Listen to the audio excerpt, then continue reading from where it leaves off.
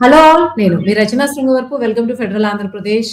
Davos పర్యటన దాదాపు దేశం నుంచి 8 రాష్ట్రాలకు ముఖ్యమంత్రులు వెళ్తూ ఉన్నారు. దాంట్లో 2 తెలుగు రాష్ట్రాల ముఖ్యమంత్రులు అటు చంద్రబాబు నాయుడు, ఇటు రేవంత్ రెడ్డి ఇద్దరు ఆల్మోస్ట్ ఆల్ ఈరోజు ఫస్ట్ డే అది స్టార్ట్ అయింది కాబట్టి నిన్న డిసెంబర్ 18నే చంద్రబాబు నాయుడు స్టార్ట్ అయ్యారు. సో ఈ అఫీషియల్ న్యూస్ అంతా కూడా వస్తూనే ఉంది.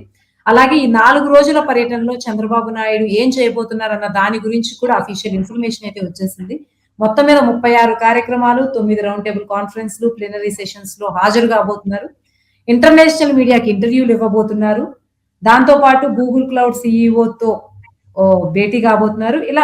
అలాగే వన్ ఫ్యామిలీ వన్ ఎంటర్‌ప్రెన్యూర్ అనే మోడల్ గురించి డిస్కషన్‌లో కూడా చంద్రబాబు నాయుడు పార్టిసిపేట్ చేయబోతున్నారు. అయితే ఇదంతా కూడా దావోస్ పర్యటన ప్రతి సంవత్సరం జరిగేటువంటి ఒక ప్రక్రియే. అయితే లాస్ట్ ఇయర్ చంద్రబాబు నాయుడు ఇదే దావోస్ పర్యటనకు వెళ్ళినప్పుడు ఇది కేవలం పీఆర్ ఎక్సర్సైజ్ అని, దీనివల్ల ఎటువంటి ఇంపాక్ట్, ఎటువంటి ఎంఓయూ సైన్ కాకపోవడం, అలాగే ఉద్యోగాల జనరేషన్ కావచ్చు, పెట్టుబడులు ఆకర్షించడం కావచ్చు, పెద్దగా రాలేదని చాలా విమర్శలు అయితే పెద్ద ఎత్తునే వచ్చాయి. ఈ సంవత్సరం కూడా చంద్రబాబు నాయుడు వెళ్ళడం, తనతో పాటు నారా లోకేష్ ని, ఇంకొక టీజీ భరత్ వీళ్ళని తీసుకువెళ్ళడం, ముఖ్యంగా నారా లోకేష్ ని తీసుకువెళ్ళడం అన్నది కూడా కొంత పర్సనల్ బ్రాండింగ్, నెట్వర్క్ బిల్డింగ్ తప్ప ప్రజలకు పెద్దగా ఉపయోగపడేది ఏమి ఉండదు అన్నటువంటి విమర్శలు అయితే లాస్ట్ ఇయర్ వచ్చే ఇయర్ వస్తూనే ఉన్నాయి. అయితే ఇటువంటి పెట్టుబడి సదస్సులకు వెళ్ళడం అనేది రాష్ట్రానికి నిజంగా ఉద్యోగాలు తీసుకొస్తాయి. ఇంకొక పక్కన ఆర్టిఫిషియల్ ఇంటెలిజెన్స్ లాంటి వాటి గురించి గూగుల్ రావడం కావచ్చు, వైజాగ్ మిగిలినవి ఏవైనా వస్తూ ఉండొచ్చు. ఆంధ్రప్రదేశ్ బేసికల్ గా క్యాపిటల్ స్టేజ్ లోనే స్ట్రగుల్ అవుతున్నటువంటి సిచ్యువేషన్ లో ఆర్టిఫిషియల్ ఇంటెలిజెన్స్ లాంటి పెద్ద పెద్ద పెట్టుబడులు, పెద్ద పెద్ద వ్యవస్థలు నిజంగా సామాన్య జనాలకు ఉపయోగపడి వాళ్ళకి ఉపాధి కల్పనిచ్చి వాళ్ళని ఏమన్నా కొంచెం పుషప్ చేసి స్టేట్ ని ఎకనామిక్ గా గ్రో అయ్యేటువంటి పొజిషన్ ఉందా లేదా? అసలు ఇటువంటి పర్యటనలన్నీ ఎంఓయూలు సైన్ చేయడము ప్రచార ఆర్భాటాలుగా ఉంటున్నాయా? నిజంగా ఏమైనా మార్పు కనిపిస్తుందా? ఈసారి లాస్ట్ ఇయర్ కన్నా ఏమైనా డిఫరెంట్ గా ఉండబోతుందా? ఈ విషయాల గురించి మనతో మాట్లాడడానికి సీనియర్ జర్నలిస్ట్ చలసాని నరేంద్ర గారు, అలాగే రాయలసీమ నుంచి ఎప్పటి నుంచో కూడా 15 ఏళ్ల నుంచి కార్పొరేట్ జాబ్ వదిలేసి కేవలం రాయలసీమ సమస్య, ముఖ్యంగా నీటి సమస్య కావచ్చు, మొత్తంగా రాయలసీమ యాక్టివిస్ట్ గా పనిచేస్తున్నారు బొజ్జ దశరథరామరెడ్డి గారు. ఈ ఇద్దరు ఈ డిస్కషన్ లో పార్టిసిపేట్ చేయబోతున్నారు. ముందు నరేంద్ర గారు, మీతో మొదలు పెడదాం. మీరు చెప్పండి, ఈ దావోస్ పర్యటనని ఓవరాల్ గా సీఎంస్ అటెండ్ అవ్వడం అన్నదాన్ని ఏ రాష్ట్రానికి ఆ రాష్ట్రం జనరల్ గా ఒక కాంప్రహెన్సివ్ వ్యూలో చూస్తే ఆ రాష్ట్రాలకి ఈ పర్యటనకి, ఆ రాష్ట్రాల అభివృద్ధికి పర్యటనకి మధ్య ఏదన్నా ఎటువంటి రిలేషన్ ఉందని మీరు అనుకుంటున్నారు, లేకపోతే ఒట్టి ప్రచార ఆర్భాటమే అనుకుంటున్నారు? దావోస్ సదస్సు అనేది వరల్డ్ ఎకనామిక్ ఫోరం నిర్వహిస్తున్నారు. వరల్డ్ ఎకనామిక్ ఫోరం అనేది ఒక ఇంటర్ గవర్నమెంటల్ ఆర్గనైజేషన్ కాదంటే అధికారికమైనటువంటి ప్రభుత్వ సంబంధమైన అంతర్జాతీయంగా ప్రభుత్వాలు కలిసి ఏర్పాటు చేస్తున్న సంస్థ కాదు అది. ఇట్ ఈస్ ఒక ప్రైవేట్ ఎన్జిఓ లాంటిది, ఒక ప్రైవేట్ లాబీ గ్రూప్ లాంటిది. అది వర్తక రంగంలో, వాణిజ్య రంగంలో, కార్పొరేట్ రంగంలో అది. కాబట్టి దానికి వెళ్లే ప్రతినిధులు కూడా అది వ్యక్తిగత స్థాయిలో వెళ్ళటం తప్పితే అది అధికారికంగా ప్రభుత్వాన్ని ప్రాతినిధ్యం వహించి ప్రభుత్వ పక్షాన్ని కాదు. ఒక ఐక్యరాజ్య సమితి లాంటి వాళ్ళు, ఇంటర్నేషనల్ వాతావరణ సదస్సు లాంటివి జరిగినప్పుడు అవన్నీ అధికారికంగా ప్రభుత్వాలు ప్రాతినిధ్యం వహిస్తాయి. అక్కడ వివిధ దేశాల ప్రభుత్వాలను ఆహ్వానిస్తారు. అయితే వరల్డ్ ఎకనామిక్ సంస్థ ఇది ఫోరం అనేది ఇది ఆ విషయాల ఇంట్రెస్ట్, ఆసక్తి ఉన్న వాళ్ళు ఎవరైనా సరే హాజరుకోవచ్చు. మనం కూడా దానికి ఒక నిర్దేశితమైనటువంటి ప్రవేశ రుసుము చెల్లించి నమోదయ్యి హాజరు కావచ్చు అనమాట. కాబట్టి అది అధికారికంగా ఇది నాట్ ఏ ఆబ్లిగేషన్ గవర్నమెంట్ ఏం కాదు, అలా అవసరం కాదు. భారతదేశమే చెప్పుకోదగినటువంటి ముఖ్యమైన ప్రతినిధి వర్గం భారతదేశ ప్రభుత్వమే పంపించట్లేదు అక్కడికి.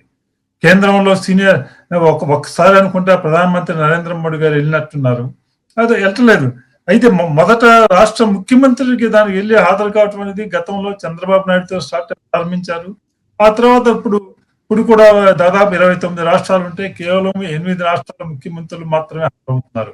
కాబట్టి ఇదంతా కూడా ఒక ప్రచారానికి ఉపయోగపడే పిఆర్ ఎక్సర్సైజ్ గా తన యొక్క పర్సనాలిటీని ఇక్కడ అంతర్జాతీయ సదస్సులకు హాజరవుతున్నారని స్వరాష్ట్రంలో ప్రజల్లో ఒక ప్రచారం పొందటానికి ఉపయోగపడుతుంది తప్పితే ఇది ఆచరణలో నిజంగా ఆంధ్రప్రదేశ్ ప్రభుత్వం చెబుతున్నట్లు పెట్టుబడుల ఆకర్షణకి ఏమాత్రం ఉపయోగపడుతుంది అనేది సందేహం అయింది. ఎందుకంటే గత సంవత్సరం చూసాం మనం, చంద్రబాబు నాయుడు గారు, లోకేష్ గారు వెళ్ళి పెద్ద ఎత్తున ప్రచారం కల్పించి కనీసం ₹1 కూడా అక్కడ పెట్టుబడికి ఖరారు చేసుకుని రాలేకపోయారు. ఆ తర్వాత రాబోతున్నారన్నారు, తర్వాత ఎన్ని వచ్చినా ఏంటో సో కేవలం ప్రభుత్వంతో ఎంఓలు కుదుర్చున్నంత మాత్రాన పెట్టుబడులు వచ్చినంత కాదు. అవి నిజంగా కార్యరూపం దాల్చి పరిశ్రమలు కనుక ప్రారంభమైనప్పుడే పెట్టుబడులు వచ్చినట్లు. ఆ విధంగా ఈ విధంగా చంద్రబాబు నాయుడుతో ఈ దావోస్ సదస్సులుగా ముఖ్యమంత్రి వెళ్ళటం ప్రారంభిస్తే, నరేంద్ర మోడీ గారు గుజరాత్ ముఖ్యమంత్రి ఉన్నప్పుడు గ్లోబల్ ఇన్వెస్టర్స్ సదస్సు అని గుజరాత్‌లో, అంటే ఆయన గుజరాత్ ఆయన యొక్క ఇమేజ్ అంతర్జాతీయంగా, జాతీయంగా పెంచుకోవడం కోసం ఆ సదస్సు బిగిన్ చేశారు. ఇవాళ అనేక రాష్ట్ర ప్రభుత్వాలు కూడా ఆ విధంగా ఇన్వెస్టర్ సదస్సులు జరుపుతున్నారు. ఈ సదస్సులు కూడా ఒకే రకమైనటువంటి కార్పొరేట్ హౌసెస్ ఇన్వెస్టర్స్ హాజరవుతుంటారు. అన్ని రాష్ట్ర ప్రభుత్వాలతో ఒప్పందాలు కుదుర్చుకుంటారు. కానీ వాళ్ళు ఆయా రాష్ట్రాలు నిజంగా పరిశ్రమలు ప్రారంభిస్తున్నారా అనేది సందేహాస్పదమే. ఆ విధంగా ఎక్కడ కూడా ఫ్యాక్ట్ రిపోర్ట్ అంటే ఏం జరిగింది, వీళ్ళు వెళ్ళి ఎన్ని వీళ్ళ యొక్క యాత్రల వలన ఏమాత్రం ఉపయోగపడింది అనేది ఎక్కడ కూడా ఒక ఆడిటింగ్ అనేది, ఎక్కడ పబ్లిక్ ఆడిటింగ్ అనేది ఎక్కడ జరగట్లేదు. కాబట్టి ఇవన్నీ ఒక ప్రచార ఆర్భాటాలుగా మాత్రమే మిగిలిపోతున్నాయని చెప్పొచ్చు. దశరథ్ రామరెడ్డి గారు, మీరు చెప్పండి. గత ఏడు కూడా చూసారు మీరు, లేటెస్ట్ గానే ఈ రీజనల్ డెవలప్మెంట్ జోన్స్ గా కూడా అనౌన్స్ చేశారు. మొన్న రాయలసీమ కావచ్చు, ఉత్తరాంధ్ర కావచ్చు, ఇది కావచ్చు. సో ఈ నేపథ్యంలో ఈ పర్యటనకి వెళ్ళడం, ఎందుకంటే లాస్ట్ ఇయర్ వెళ్ళారు, ఇప్పుడు వెళ్ళారు, విమర్శలు ఉన్నాయి. మీరు రాయలసీమలో సమస్యల్ని చాలా క్లోజ్ గా అబ్జర్వ్ చేస్తున్నారు కాబట్టి, ప్రాంతాల వారీగా చూసుకుంటే 3 రీజియన్స్ గా ఆంధ్రప్రదేశ్ లో చూసుకుంటే ఇటువంటి పారిశ్రామిక పర్యటనలు మీకు ఈ అదర్ దాన్ అమరావతి, ఏదైతే అమరావతి వైజాగ్ ని పక్కన పెడితే మీ రీజియన్ రాయలసీమకు ఇటువంటి పర్యటనలు ఏమన్నా మేలు చేశాయా?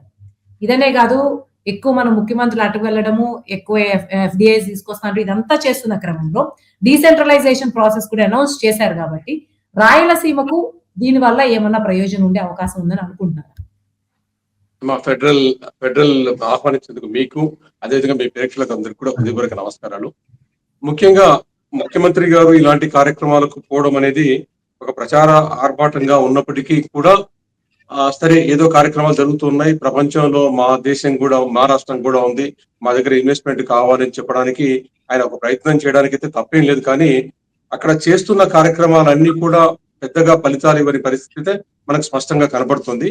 అదే సందర్భంలో వాళ్ళు దావోస్ కు పోతున్న కార్యక్రమం ముఖ్య విషయాలు ఏంటంటే, ప్రపంచంలో ఏ విధమైన పరిణామాలు జరుగుతూ ఉన్నాయి, ఏ విధమైన ప్లానింగ్ జరుగుతుంది, ఏ విధంగా ప్రాసెస్ జరుగుతుంది, తదనుగుణంగా మనం కూడా ప్రభుత్వాల్లో కూడా చేసుకోవాలన్న ఆలోచన తెచ్చుకోవడానికి కూడా పోతున్నాం అని చెప్పి ఒక చేస్తున్నారు. తప్పులేదు. అక్కడ ప్రపంచంలో ఏం జరుగుతుందో ఆ విషయాలు తెలుసుకోవడం, వాటిని మన దగ్గర కూడా ఇంప్లిమెంట్ చేయడానికి కావాల్సిన పరిస్థితులు తీసుకురావడంలో తప్పేం లేదు. కానీ అయితే చంద్రబాబు నాయుడు గారు చేస్తున్న ప్రకటనలకు, ఆచరణకు మాత్రం ఎలాంటి సంబంధం లేని నేపథ్యంలో వారు ఏ కార్యక్రమాలు చేసినా విశ్వసనీయత అనేది లేకుండా పోతున్నది స్పష్టంగా అర్థమవుతుంది. ఈ రోజు వారు ఏ మాటలు మాట్లాడినా కూడా స్పష్టంగా దానికి ఆచరణలో మాత్రం తగినట్టుగా లేదు. దీనికి ప్రధానమైన కారణాలు, చాలా కారణాలు ఉండొచ్చు. కారణాలకు తర్వాత పోదామా. ఇప్పుడు రాయలసీమ అంశానికి వచ్చేటప్పటికి ప్రధానంగా వాళ్ళు పోతున్నదంతా కూడా అక్కడ పోయినప్పుడు చెప్తున్నది, లేదా రాయలసీమకు తీసుకొస్తున్న పరిశ్రమలన్నీ కూడా ప్రధానమైన పరిశ్రమలు, మా భూములన్నింటినీ కూడా సోలార్ ఎనర్జీకో, అంటే ఆల్టర్నేటివ్ ఎనర్జీ కింద, రెన్యూవబుల్ ఎనర్జీ కింద, సోలార్ ఎనర్జీకో లేదా విండ్ పవర్ కో లేదా పంపుడు స్టోరేజ్ కిందలో భూములు ఇవ్వడానికి మా దగ్గర సిద్ధంగా ఉన్నాయని చెప్పడానికి ఆయన పోతున్నారు. అంటే ఈ పరిస్థితి ఎందుకు వచ్చింది రాయలసీమలో భూములు ఇవ్వడానికి అని అంటే, పంట పొలాలకు నీళ్లే చేరని పరిస్థితి ఈ రోజు ఉంది. నిన్న ఒక ప్రముఖ పత్రికల్లో ఆయన ఇచ్చిన ప్రకటన చూస్తే, అంటే దావోస్ కు పోతూ సమీక్ష చేస్తూ మీరంతా దీని మీద చర్చ చేయండి అని చెప్తూ, నేను ఒక 14,000 కోట్లు ఇస్తున్నాను పూర్ణోదయ స్కీమ్ కింద, ఉత్తరాంధ్రలో లేదా ఇటు మధ్యాంధ్రలో ప్రాజెక్టులు చేపడుతున్నాం, దీని మీద పూర్తి అయిపోతాయి అని చెబుతూ ఒక మాట అన్నారు. హంద్రిని వారు నేను పూర్తి చేసేసాను పోయిన సంవత్సరం, అదే విధంగానే వెలుగొండను పూర్తి చేస్తాను, ఉత్తరాంధ్రలో ఉన్న ప్రాజెక్టులు కూడా పూర్తి చేస్తాం అని చెప్పే ఒక ప్రకటన సారాంశం అది. అక్కడ ఎక్కడ కూడా మిగిలిన రాయలసీమ ప్రాజెక్టులకు ఏం చేస్తామన్న మాట చెప్పని పైన మనకు స్పష్టంగా కనబడుతుంది. అయితే ముఖ్యమంత్రి గారి స్థాయిలో హంద్రిని నేను పూర్తి చేశాను, అదే స్థాయిలో నేను చేస్తున్నాను అన్నప్పుడు మేము చాలా కాలం నుండి చెప్తున్నాం. హంద్రినీవాలో ఆయన చేసిన కార్యక్రమం 3,300 కోట్ల రూపాయలు ఖర్చు పెట్టి లైనింగ్ చేసి కుప్పం వరకు నీళ్లు తీసుకుపోయారన్న కార్యక్రమంలో మేము స్పష్టంగా ఒకటే ఒక విషయం ప్రేక్షకులకు అందరికీ అర్థం కావడానికి కూడా ఒకటే చెప్తున్నాం. అది 600 కిలోమీటర్లు, 0 to మల్యాల నుండి కుప్పం దగ్గరికి పోయేటప్పటికి ఆ కాలువ 600 కిలోమీటర్లు అవుతే, మనం దాన్ని చాలా సింపుల్ గా ప్రజలంతా అర్థం చేసుకోవాలనుకుంటే, ఒక మ్యారథాన్ కార్యక్రమం జరుగుతూ ఉంటే ఎవరన్నా పరిగెత్తేవాడు 0 నుండి 600 కిలోమీటర్లకు పరిగెత్తి వెళ్ళి చివరిగా 600 కిలోమీటర్లకు చేరితే అతన్ని విజేతగా ప్రకటిస్తాం. కానీ 0 కిలోమీటర్ నుండి 600 కిలోమీటర్ వరకు మధ్యన అతన్ని ఎయిర్ లిఫ్ట్ చేసో లేదా రైల్లో లిఫ్ట్ చేసుకోనో కార్లో లిఫ్ట్ చేసుకోనో 590 కిలోమీటర్ల దగ్గర దించేసి 10 కిలోమీటర్లు నడిపిస్తున్నా పరిగెత్తిన తర్వాత 600 కిలోమీటర్లు చేరితే అది విజయం కాదనేది స్పష్టంగా మేము చెప్తున్నాం. అదే కార్యక్రమం ఈ రోజు చంద్రబాబు నాయుడు గారు హంద్రీ నివారణ చేశారు. 0లో మొట్టమొదటి ఉన్న కర్నూలు జిల్లాలో ఉన్న పందికోన రిజర్వాయర్ దగ్గర 61,400 ఎకరాలకు నీళ్లు పారవలసి ఉంటే ఒక్క ఎకరాకు నీళ్లు పారని పైన ఒకటి స్పష్టంగా కనపడుతూ ఉంటే వాళ్ళ దృష్టికి పోలేదు, ఒకవేళ చేయలేదు ముఖ్యమంత్రి గారు అనుకుంటే, ఆయన ఎవరినైతే ఈ రోజు నరేంద్ర గారు చెప్పినట్టుగా ఆయన కొడుకును అక్కడ ఆ పీఠం మీద పెట్టి అందరికి పరిచయాలు చేయాలనుకుని పోతున్నట్టుగానే ఆయన కొడుకు గారి లోకేష్ బాబు గారి ఈ ప్రాంతంలో తిరిగి ఈ ప్రాంతం యొక్క ప్రజల యొక్క స్థితిగతులను చూసి చెలించిపోయి నా హృదయం ద్రవించిపోయింది, ఇక్కడ ప్రాధాన్యతనిస్తానని చెప్పిన వ్యక్తి దాని గురించి మర్చిపోయారు. 100 వాళ్ళు పూర్తి చేస్తామని. కాబట్టి ఈ నేపథ్యంలో రాయలసీమ వాసులే కాదు, అటు ప్రకాశంలో ఉన్న వెలుగొండ వాళ్ళు కానీ ఉత్తరాంధ్ర వాళ్ళు కానీ తెలుసుకోవాలి ఏం జరుగుతుంది, వీళ్ళు మాటల గారెంటీనా చేస్తున్నారు అనేది తెలుసుకోవాల్సిన అవసరం ఉంది. మరి ఈ నేపథ్యంలోనే చాలా కీలకమైన అంశం చంద్రబాబు నాయుడు గారు మరి అంటే తెలుసుకోవాల్సిన విషయం ఏంటంటే, జగన్మోహన్ రెడ్డి గారు ఒక మెడికల్ కాలేజీని నంద్యాలలో కట్టడం కోసం అని చెప్పి అనుమతులు ఇస్తున్న సందర్భంలో నంద్యాలలో ఉన్న రీజనల్ అగ్రికల్చర్ రీసెర్చ్ స్టేషన్ పొలాన్ని 50 ఎకరాలను మెడికల్ కాలేజీకి ఇవ్వాలని చెప్పి నిర్ణయం తీసుకున్నారు. అదే విధంగానే అనకాపల్లిలో ఉన్న regional agriculture research station sugar cane మీద పనిచేస్తున్న దాన్ని తీసుకోవాలనుకున్నారు. అదేవిధంగానే విజయవాడ కేంద్రంగా మచిలీపట్నం కేంద్రంగా ఉన్న అంటే సముద్రం నీటిలో ఉప్పు నీటిలో వరిని పెంచే దానికి అంటే సెలైన్ వాటర్ ఉన్నప్పుడు వరిని పండించడానికి కావాల్సిన రీసెర్చ్ చేసే ఇన్స్టిట్యూట్ లో ఉన్న స్థలాన్ని కూడా మెడికల్ కాలేజీకి అప్పచెప్తుంటే మేమంతా చెప్పాం ఆ పార్టీకి, ఆ రోజు ఉన్న అధికారంలో ఉన్న వాళ్ళకి, అయ్యా తెలంగాణ విడిపోయింది, ఒక పెద్ద రీసెర్చ్ పెద్ద ఇన్స్టిట్యూట్ మనకు అక్కడ పోయింది. అది ఇక్కడ ఈ ప్రాంతంలో ఉన్న దాన్ని మీరు చేయడం మంచిది కాదు అన్నప్పుడు దాని మీద నంద్యాల స్టేషన్ లో మెడికల్ కాలేజీకి ఇస్తూనే ఆర్ఆర్ఎస్ బిల్డింగ్స్ లాంటివి కూడా కలెక్టరేట్ కి ఇచ్చిన సందర్భంలో తెలుగుదేశం పార్టీ కూడా పెద్ద ఎత్తున దానికి అపోజ్ చేసింది. కానీ మేము కోర్టుకు పోయాం, అనకాపల్లిలో గెలిచాం, కానీ నంద్యాలలో కొన్ని కారణాలలో గెలకలేకపోయాం, మెడికల్ కాలేజ్కి వెళ్ళిపోయింది. మిగిలిన స్థలంలో ఏదైతే కలెక్టరేట్ ఉందో ఆ కలెక్టరేట్ ను షిఫ్ట్ చేయాల్సిన ధర్మం అక్కడ నుండి ఉంది.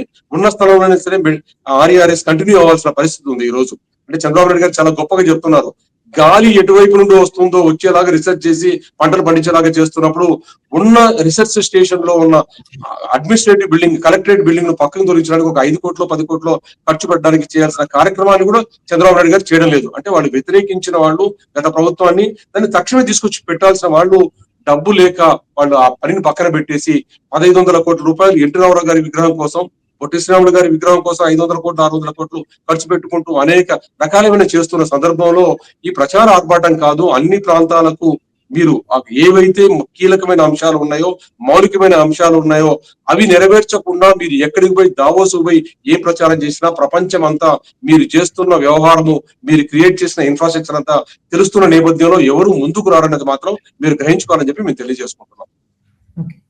థ్యాంక్ యూ దశరథ రామరెడ్డి గారు.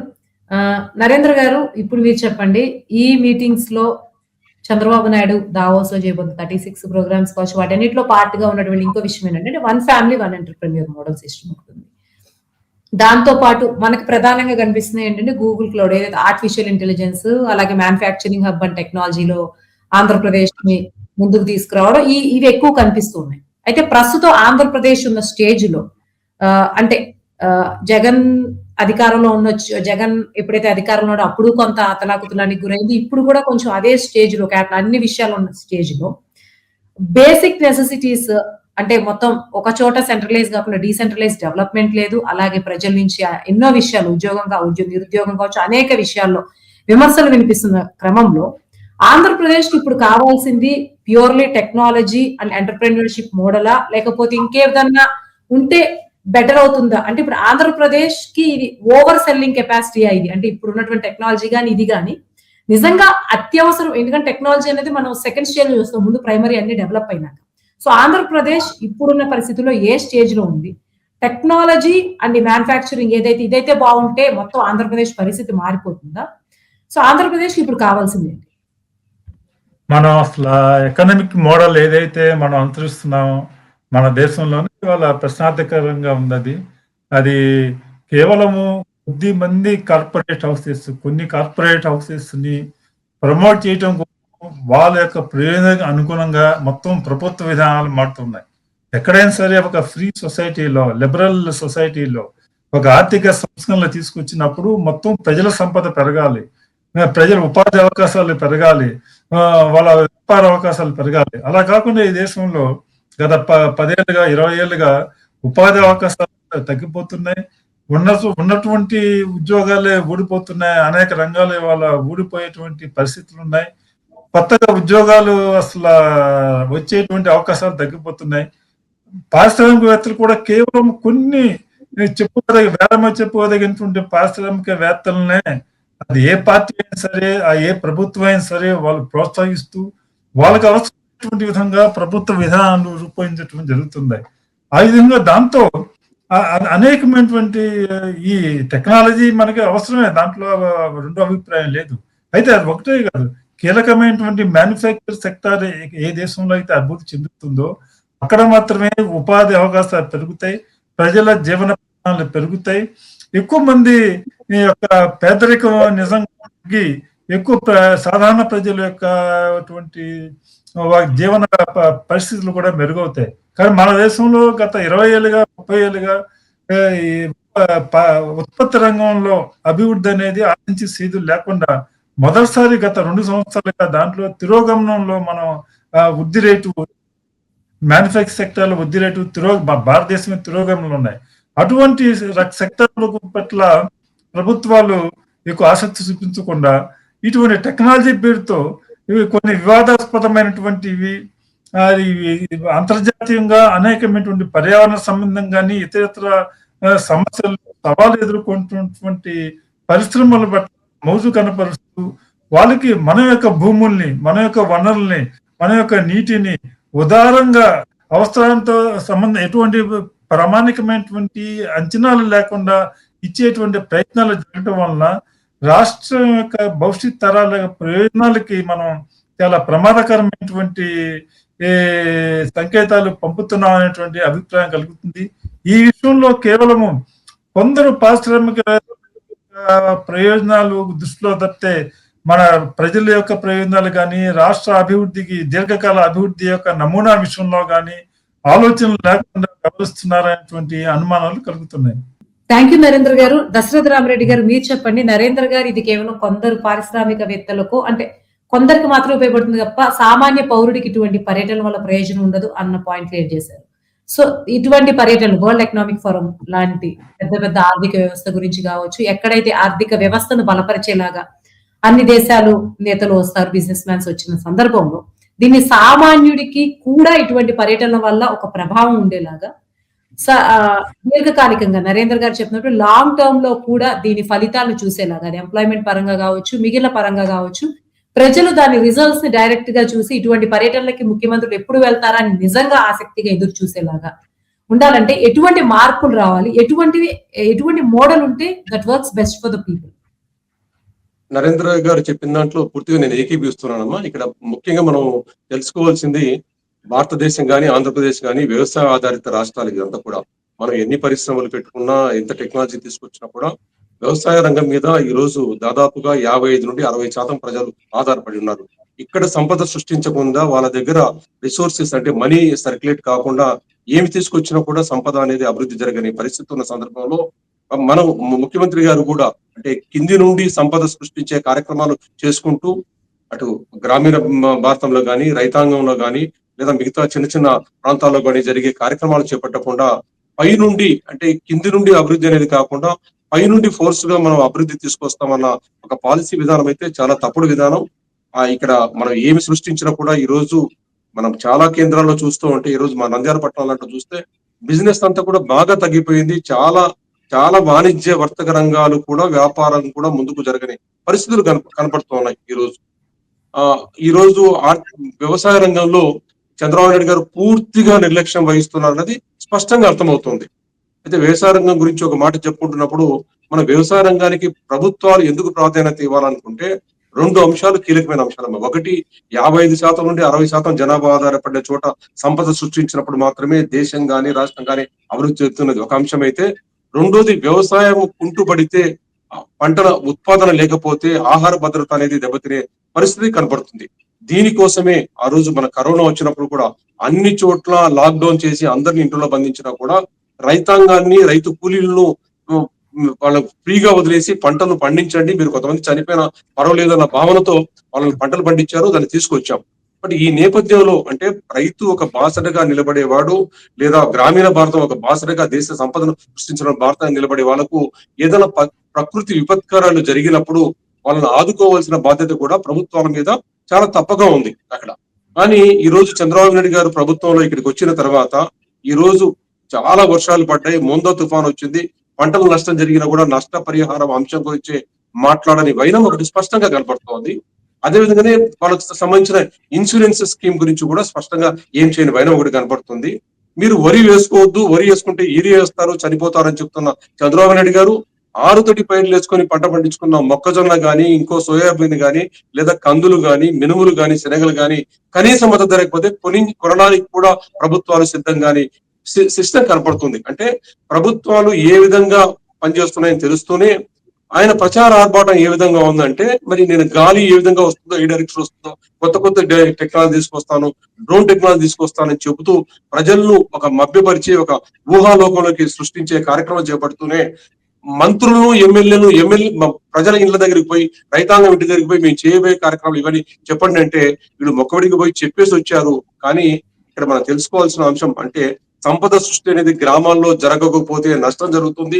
వాళ్ళు మభ్యపరిచే కార్యక్రమాలు మంత్రులు, ఎమ్మెల్యేలు పోయి ఏం రిపోర్ట్ ఇచ్చారో తెలియదు. కానీ ఇక్కడ మాత్రం పక్కనున్న రాష్ట్రాల్లో అటు కర్ణాటకలో గాని, ఇటు తెలంగాణలో గాని వాళ్ళు ఇన్పుట్ సబ్సిడీ కింద ఇచ్చారు. 2,300 కోట్ల రూపాయలు కర్ణాటకలో ఇన్పుట్ సబ్సిడీ కింద ఇచ్చారు.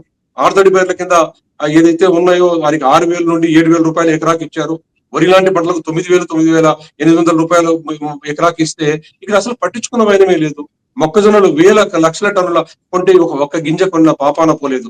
ఇక్కడ ఆంధ్రప్రదేశ్ లో కేవలం వడ్లు, అది కూడా కోస్తా ప్రాంతంలో వడ్ల ప్రొక్యూర్మెంట్ తప్పిస్తే ఒకటి కూడా చేయని పరిస్థితి ఉంది. అంటే వీళ్ళ విధానాలన్నీ కూడా గ్రామీణ స్థాయిలో ఉన్న ప్రాంతానికి ఏదైతే వ్యవసాయంగా ఆధారితంగా వాళ్ళకు బాసరగా నిలబడే కార్యక్రమాలు చేపట్టకుండా, నీళ్లు కూడా ఇవ్వకుండా ఈ రోజు కేసీ కెనాల్లో 0 to 150కి పంటలు వేసుకోవద్దని చెప్పారు.